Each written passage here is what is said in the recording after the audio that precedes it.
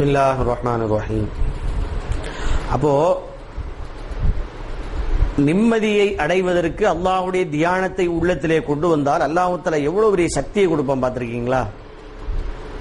அதை நாம தெரிஞ்சுக்கிடணும். ஹஜ்ரத் அபூபக்கர் சித்திக் ரலியல்லாஹு அன்ஹு அவங்கள மாதிரி உலகத்தில் அல்லாஹ்வுடைய திக்ரோடு அல்லாஹ்வுடைய நினைவோடு வாழ்ந்தவர்களை சொல்ல முடியாது. ஸல்லல்லாஹு அலைஹி வஸல்லம் அவர்களுக்கு அடுத்து ஈமானுடைய பவரிலே உலகத்தில் இருந்தவங்க யார் அப்படின்னு கேட்டா ஹஜ்ரத் அபூபக்கர் சித்திக் ரலியல்லாஹு அன்ஹு தான். அப்போ அவங்களுடைய மரண தருவாய் அவர்களுக்கு, அதாவது இறக்கக்கூடிய சமயத்தில் தங்களுடைய மகள் ஆயிஷா நாயகியிடத்திலே பேசுகிறார்கள். அப்படி அவங்க இறக்கும் பொழுது அவர்களுடைய மனைவி நிறை மாத கருவை சுமந்தவர்களாகவும் இருக்கிறார்கள். ஆயிஷா நாயகியை கூப்பிட்டு பேசுறாங்க. பேசிக்கிட்டே இருக்கும் பொழுது சொன்னாங்க, ஹஜ்ரத் அபூபக்கர் சித்திக் ரலியல்லாஹு அன்ஹுவுக்கு 2 ஆண் மக்கள் 2 பெண் மக்கள். ஆயிஷா நாயகியும் அவர்களுடன் உடன் பிறந்த சகோதரி இன்னொருத்தங்க இருக்கிறாங்க. அதே மாதிரி 2 ஆண் மக்களும் இருக்காங்க. அப்போ இன்னொரு குழந்தை என்ன செய்யுது அப்படின்னு கேட்டீங்கன்னா, அவங்க இறக்கும் பொழுது நிறை மாத கருவோடு இருக்கிறாங்க அவங்களுடைய மனைவி. அப்போ ஏறக்குறைய அவங்களுக்கு 5 குழந்தைகள், அதாவது பிறந்தா 5 குழந்தை, பிறக்காட்டி 4 குழந்தைங்க, இன்னும் பிறக்கல. இந்த இறக்கக்கூடிய அந்த சமயத்தில் ஆயிஷா நாயகியை கூப்பிட்டு ஹஜ்ரத் அபூபக்கர் சித்திக் ரலியல்லாஹு அன்ஹு பேசுறாங்க. பேசி சொல்றாங்க, எம்மா நம்ம வீட்டுக்கு சொந்தமான இன்னென்ன பொருள்லாம் அங்க இருக்குது உனக்கு தெரியும்ல? ஆமா அப்பா எனக்கு தெரியும். ஆயிஷா நாயகி தான் ரொம்ப சிந்தனை வளமிக்கவர்கள், ரொம்ப அறிவான பெண்மணி தங்களுடைய மக்கள்ல. அதனால அபூபக்கர் சித்திக் ரலியல்லாஹு அன்ஹு ஆயிஷா நாயகியை அழைச்சு, என்னுடைய அருமை மகளே, இன்ன இடத்துல நம்முடைய சொத்து இருக்கு, இன்ன இடத்துல பொருள் இருக்கு, என்னென்ன ஜாமான்கள்லாம் உனக்கு இருக்கிறது தெரியும். ஏன்னா வியாபாரியா, பெருங்கொண்ட வியாபாரியாக அபூபக்கர் சித்திக் ரலியல்லாஹு அன்ஹு இருந்தாங்க. அதனால அவங்க எடுத்து சொல்ல சொல்ல ஆயிஷா நாயகி சொன்னாங்க, ஆமா என்னுடைய தந்தை அவர்களே, இந்த இடத்துல எல்லாம் இதெல்லாம் இருக்கு எனக்கு தெரியும் அப்படின்னு சொல்லி. அப்ப ஆயிஷா நாயகி இடத்துல அபூபக்கர் சித்திக் ரலியல்லாஹு அன்ஹு சொன்னாங்க, எம்மா நீ என்ன செய்யி, அந்த பொருட்கள் எல்லாம் 2 ஆண் மக்களுக்கும் 2 பெண் மக்களுக்கும் கொடு, நீ எதையும் எடுத்துக்கிட வேண்டாம் அப்படின்னு சொல்லி சொன்னாங்க.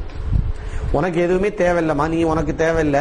ஏன்னா ஆயிஷா நாயகி ரசூலுல்லாஹ்வுடைய மனைவிங்கிற அந்த அந்தஸ்து, அதன் மூலமாக இருக்கக்கூடிய பொருளாதார வசதிகள்லாம் ரொம்ப அதிகமாக இருந்தது.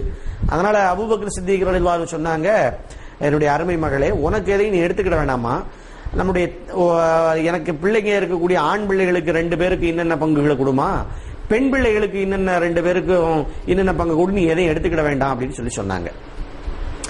பெண் பிள்ளைகள் சொல்லி இருக்கிறதுனா ஆயிஷா நாயகி இன்னொருத்தவங்களும் தான். ஆனா ஆயிஷா நாயகி நீ எடுத்துக்கிட வேண்டாம், ஆனா 2 பெண் பிள்ளைகளுக்கு இதை குழு அப்படின்னு சொல்லி அபூபக்கர் சித்திக் ரலியல்லாஹு அன்ஹு சொல்றாங்க. இது எப்படி சாத்தியமாச்சு அப்படின்னு கேட்டா, இன்னொரு சகோதரி இருக்கிறாங்க, அதோடு நிறை மாத கருவிலே இருக்கக்கூடிய குழந்தையும் இருக்கிறது. அதை பெண் பிள்ளையாக சொல்லி ஹஜ்ரத் அபூபக்கர் சித்திக் ரலியல்லாஹு அன்ஹு சொல்றாங்க, உயிரோடு இருக்கக்கூடிய அந்த குழந்தைக்கும் இனி பிறக்கக்கூடிய பெண் குழந்தைக்கும் 2 பங்கு இன்னென்ன பங்கு கொடு, அதே மாதிரி ஆண் வாரிசு 2 இருக்காங்க இல்லையா, அவங்களுக்கு இன்னென்னதை கொடு அப்படின்னு சொல்லிட்டு அவங்க சொல்லிட்டு வஃபாத் ஆயிட்டாங்க. இப்ப நாம இதுல சிந்தனைக்குரிய விஷயம் என்ன அப்படின்னு பாத்தீங்கன்னு சொன்னா, அபூபக்கர் சித்திக் ரலியல்லாஹு அன்ஹு அவர்கள் இறக்கக்கூடிய அந்த சமயத்திலே கருவுற்று இருக்கக்கூடிய நிறை மாத கருவிலே இருக்கக்கூடிய குழந்தை பிறக்கவில்லை. ஆனால் அந்த குழந்தையை பற்றி சொல்லும் பொழுது பெண் பிள்ளை என்று சொல்லுகிறார்கள் அபூபக்கர் சித்திக் ரலியல்லாஹு அன்ஹு. இது எப்படி அவர்களுக்கு சாத்தியமாச்சு? இப்பனாலும் நம்ம சொல்லிடலாம், ஸ்கேன்ல போய் பார்த்து கொண்டு சொல்ல எல்லாம் செய்யலாம். ஆனா அந்த காலத்துல எந்த ஸ்கேன் இருந்துச்சு? இந்த காலத்துல ஸ்கேன்ல பார்த்து சொல்லக்கூடாத சட்டம் இருக்கிறதுனாலும் இந்த ஸ்கேன்ல பார்க்கக்கூடிய வசதிகள் இப்பொழுது இருக்கிறது. ஆனா அபூபக்கர் சித்திக் ரலியல்லாஹு அன்ஹுடைய காலத்தில் இந்த ஸ்கேனா என்னன்னே தெரியாத ஒரு காலம். 1450 1400 வருஷத்துக்கு முன்னாடி அதெல்லாம் கொஞ்சம் யோசிச்சு பார்க்க முடியுமா? கொஞ்சம் யோசிச்சு பாருங்க. பழங்காலத்துல ஸ்கேன் ஆகுது, ஒன்னாவது, அதெல்லாம் சொல்லி நம்ம யோசிக்கவே முடியாத ஒரு காலம். அந்த காலத்திலே அபூபக்கர் சித்திக் ரலியல்லாஹு அன்ஹு அவர்கள் தனக்கு இனி பிறக்கக்கூடிய குழந்தை பெண் குழந்தை என்று அறுதியிட்டு சொல்லி இருக்கிறார்கள் என்று சொன்னால், அதற்கு காரணம் அவர்களுடைய கல்விலே இருந்த இறை தியானத்தினுடைய பவர், அல்லாஹ்வை பற்றி வைத்திருக்கக்கூடிய திக்ருக்கு கிடைத்த மகிமை. அப்போ அல்லாஹ்வுடைய ஞாபகத்தை உள்ளத்திலே வைப்பதன் மூலமாக நிம்மதியை பெறலாம், இது போன்ற விஷயங்களை தெரிந்து கொள்ளக்கூடிய ஆற்றலையும் பெறலாம்.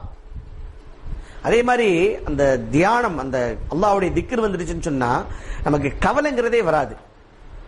ஒரு மிகப்பெரிய ஒரு ஷேக் தன்னுடைய குடும்பத்தார்களிடத்திலே ஒரு மனிதர் கொடுத்த அமானிதமாக கொடுத்த விலையுறந்த முத்தை கொடுக்கிறார். ஒரு நண்பர் வந்து அந்த ஷேக் இடத்துல, அந்த பெரியவர் இடத்துல முத்து கொடுக்குறாங்க. இதை வச்சிருங்க, நான் பிற்காலத்தில் நான் என்ன செஞ்சுக்கிறேன், பின்னாடி வந்து நான் வாங்கிக்கிறேன் அப்படின்னு சொல்லி கொடுக்குறாங்க. அப்படி கொடுத்த உடனே அந்த ஷேக் அவர்கள் தன்னுடைய குடும்பத்தார்கள் அழைச்சு, இந்த முத்தை என்ன செய்யுங்க, நீங்க பத்திரமா வைங்கம்மா அப்படின்னு சொல்லி முடிச்சிடுறாங்க. அவர் சொன்ன மாதிரி அந்த வீட்டாளர்களும் அந்த முத்தை பத்திரமாக வச்சுக்கிட்டு இருக்கிறாங்க. இந்த சமயத்தில் அது எப்படியே தவறி போயிருது.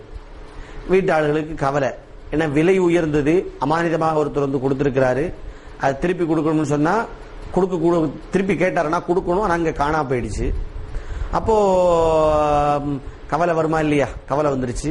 அப்போ ஷேக் இடத்துல போய் இந்த மாதிரி நீங்க கொடுத்த முத்து காணாம போயிடுச்சு, அமானிதமாக வந்தது அப்படின்னு நீங்க சொன்னீங்க, காணாம போயிடுச்சு அப்படின்னு சொல்றாங்க. அப்ப அவர் சொல்றாரு அல்ஹம்துலில்லாஹ் அப்படிங்கிறாரு. அல்ஹம்துலில்லாஹ் எப்ப சொல்லுவோம் அப்படின்னு கேட்டா, சந்தோஷமாக இருக்கும் பொழுது சொல்லக்கூடிய ஒரு வளமை நம்மிடத்துல இருக்கிறது. கவலை வந்துன்னு சொன்னா எல்லாருக்கும் தெரியும், இன்னா லில்லாஹி வ இன்னா இலைஹி ராஜிஊன் அப்படின்னு சொல்லுவோம். ஆனா அந்த ஷேக் அவங்க என்ன செய்யறாங்க, சந்தோஷமாக இருக்கிறது மாதிரி அல்ஹம்துலில்லாஹ் அப்படிங்கிற நாம புழங்கக்கூடிய அந்த அல்ஹம்துலில்லாஹ்வை சொல்றாங்க. சரி அப்படின்னு சொல்லிட்டு எல்லாரும் என்ன அல்ஹம்துலில்லாஹ் சொல்றாங்கன்னு யோசிச்சுட்டு போயிட்டாங்க. பிறகு அதுக்கப்புறம் பாத்தீங்கன்னு சொன்னா அந்த முத்து கையில கிடைக்குது. கிடைச்ச அந்த முத்தை கொண்டு போய் ஷேக் இடத்துல யார் அமானிதமா கொடுத்துருக்காங்களோ அவங்கள்ட்ட ஒப்படைக்கலாம், கிடைச்சிருச்சு அப்படின்னு சொல்லி வீட்டாளர்கள்லாம் சொல்றாங்க. அப்பவும் அவங்க அல்ஹம்துலில்லாஹ்னு சொல்றாங்க. இப்ப சொன்னது ரைட்டு, ஏன்னா கிடைச்சிருச்சு, அவர் கேட்கும் போது கொடுக்கணும். முதல்ல சொன்னது அல்ஹம்துலில்லாஹ் சொல்றாங்க. என்ன அப்படின்னு பார்த்தா, இதுதான் அந்த திக்ரின் மூலமாக ஏற்படக்கூடிய தன்மை, எதையும் தாங்கிக் கொள்ளக்கூடிய உள்ளம். எல்லாம் அல்லாஹ்வுடைய நாட்டத்தின் பிரகாரம் நடக்கிறது. இழந்தாலும் அவன் இழக்க சொன்னா நான் இழந்துட்டேன், கிடைத்தாலும் அவன் கிடைக்க செய்திருக்கிறான், எனக்கு கிடைத்து விட்டது. அப்ப என்னை கொண்டு எதுவுமே இல்ல, அவனை கொண்டுதான் எல்லாம் என்ற எண்ணத்தை ஊட்டக்கூடியதுதான் அந்த திக்ர் என்பது. அப்ப அந்த திக்ரை உள்ளத்திலே கொண்டு வரும் பொழுது அல்லாஹ் தஆலா மன நிம்மதியையும், அபூபக்கர் சித்தீக் ரலியல்லாஹு அன்ஹு அவர்கள் எவ்வாறு மறைவான ஒரு காரியத்தை கூட அறிந்து சொல்லக்கூடிய ஆற்றல் கிடைத்ததோ அதுபோல ஆற்றலும் நமக்கு என்ன செய்யும், கிடைக்கும். அது இல்லாட்டி இந்த திக்ரின் மூலமாக இவ்வளவு பெரியது. அபூ சயீதுல் ஹஸ்ஸார் ரஹ்மத்துல்லாஹி அலைஹி என்ற மிகப்பெரிய ஒரு பெரியார், அவங்க என்ன செய்யறாங்க அப்படின்னு கேட்டா, ஒரு ஹஜ்ஜுடைய காலத்துல தவாஃப் செய்து கொண்டிருக்கிறார்கள். அபூ சயீதுல் ஹஸ்ஸார் ரஹ்மத்துல்லாஹி அலைஹி அவர்கள் தவாஃப் செய்து கொண்டிருக்கிறார்கள். அப்போ தவாஃப் செய்யும் பொழுது அங்க உடம்புக்கே முடியாத ஒரு ஆளு ரொம்ப தவழ்ந்து தவழ்ந்து தவாஃப் செய்கிறார். நம்ம மக்காவுக்கு சென்ற நன்மக்களுக்கு எல்லாம் தெரியும், அந்த காபாவை தவாஃப் செய்யக்கூடிய அந்த காட்சிகளை பார்த்தவர்களுக்கு எல்லாம் தெரியும். அதாவது நாம எல்லாரும் சாதாரண நடந்துகிட்டு இருப்போம், சில பேர்லாம் பாத்தீங்கன்னா 4 காலில் நடப்பாங்க. 4 காலுன்னு சொன்னோன்னு நீங்க எல்லாம் யோசிச்சிடாதீங்க 4 கால் முளைச்சிருக்கான்னு சொல்லி, இல்ல 2 காலு கையையும் கீழே ஊனி இந்த குழந்தை தவழ்ந்து போகும் பாருங்க, அது மாதிரி போகக்கூடிய அந்த அற்புதமான காட்சிகள் எல்லாம் பார்க்கக்கூடிய சூழ்நிலை இன்னைக்கும் இருக்குது. இந்த மாதிரி சமயத்துல முடியாத ஒருத்தர் என்ன செய்யறாரு, ரொம்ப முடியாம அவரால் கஷ்டப்பட்டு என்ன செய்யறாரு, தவாஃப் செய்யறாரு. அப்போ அபூ சயீதுல் ஹஸ்ஸார் நினைக்கிறாங்க, இவ்வளவு கஷ்டப்பட்டு தவாஃப் செய்ய இருக்குது, யாராவது உதவி செஞ்சு அவங்க அந்த மாதிரி செஞ்சுக்கிட்டா நல்லா இருக்குமேன்னு சொல்லி இவங்க நினைச்சுக்கிட்டே என்ன செய்யறாங்க, அப்படியே தவாஃப் செய்யறாங்க. அந்த தவழ்ந்து தவழ்ந்து தவாஃப் செய்யக்கூடிய, முடியாமல் தவாஃப் செய்யக்கூடிய அவரு அப்படியே திரும்பினார் அபூ சயீதுல் ஹஸ்ஸாரை பார்த்து. அல்லாஹு தஆலாவுடைய படைப்பை பார்த்து நீ ஆச்சரியப்படுகிறாயா அல்லது அருவருப்பை வெளிப்படுத்துகிறாயா அவர் கேட்டாரு. அபூ சயீதுல் ஹஸ்ஸார் அவங்களுக்கு அப்படியே விலவலத்து போச்சு. நாம மனசுல நினைச்சுக்கிட்டு இருக்கிறோம், அவர் என்ன செய்யறாரு, நினைச்ச காரியத்தை உடனே சொல்றாரு அப்படின்னு சொல்லி அவரை பார்த்து இவங்களுக்கு பிரமிப்பாகி போச்சு.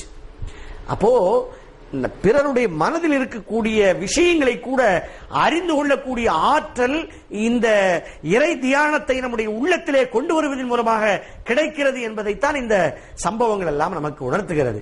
அப்ப நிம்மதியையும் அதே போல கல்புகளை அறிந்து கொள்ளக்கூடிய ஆற்றலையும் வழங்கக்கூடிய அந்த திக்ரை, இறை தியானத்தை நம்முடைய வாழ்க்கையிலே கொண்டு வர வேண்டும். அதன் மூலமாக நாம் பல பலன்களை அடைய வேண்டும். அல்லாஹு தஆலா அந்த நல்ல நசீபை நமக்கு தருவானாக. ஆமீன் ஆமீன் யா ரப்பல் ஆலமீன்.